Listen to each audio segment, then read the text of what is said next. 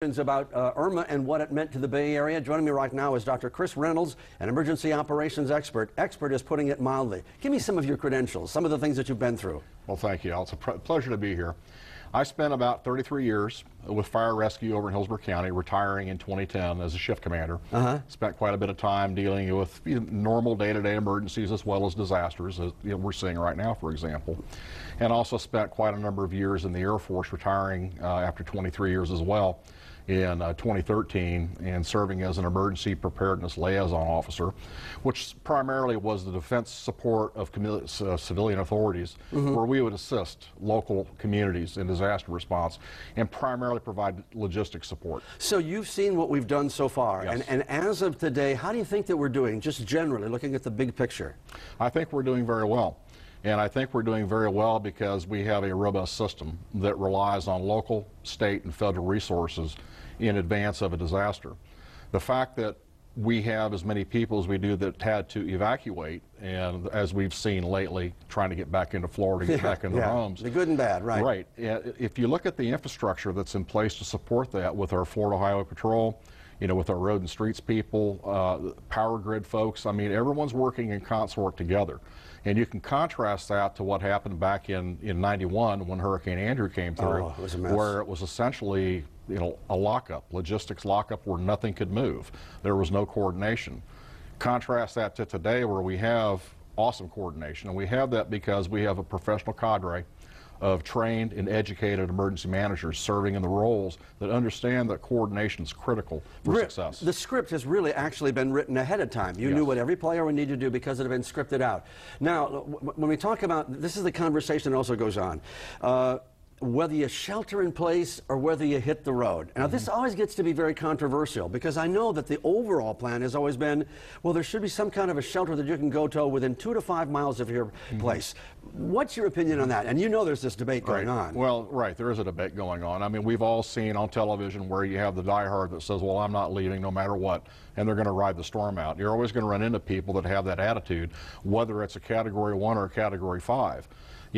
Essentially, the decision to relocate is strictly based on, first of all, local emergency management's orders and or the local sheriff's orders, law enforcement, whether you're in a mandatory evacuation zone. And a lot of that has to do with the storm surge, and you can't mess around with storm surge. No. I mean, you can tweak the numbers on wind and that kind of stuff, but with a surge, it's a certainty. But water is water. I mean, in fact, we saw in Tampa as Irma made the move, we saw the water being drawn out of Tampa Bay. Bayshore Boulevard, which normally is full of water, was literally dry because it was being drawn out.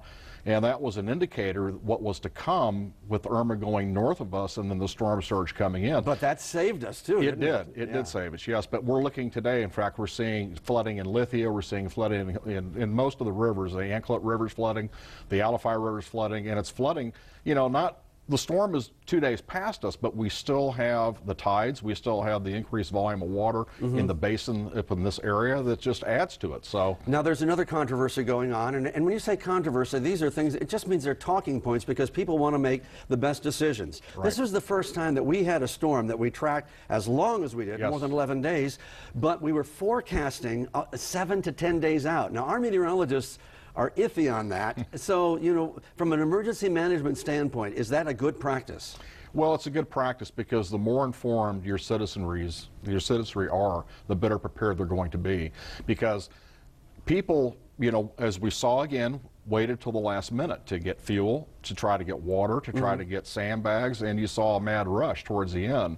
If you have ample time to prepare, if you have enough time to fill up your vehicles full of gas, get the batteries, get the lights, and put your kits together for your survival, because the standard is that people should be prepared to be self-sustained for up to 72 hours. Right. And if they can't self-sustain, then the system's going to be working to try to rescue them or to save them. But it's never a bad idea, I think, to be early in forecasting. I mean, we all know that spaghetti models, in fact, you could look at the spaghetti models and see whether it was the European model or the GIS model. No one knew where the storm was I know, going to go. it was all over right, the place. and up until the storm was actually south of us and it made that turn, we didn't know.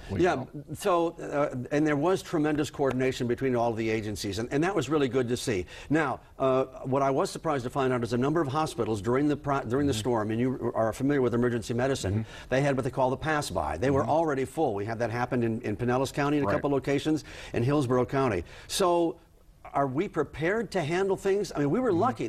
We got some wind gusts of 95 miles an hour. Yes. Some of those, but in terms of the number of people that were injured, we were lucky. Yet still, our ERs filled up. Well, they will fill up. And you see, again, part of local emergency management, they have emergency support functions. And one of the functions is to look at bed counts, ESF 8, public health.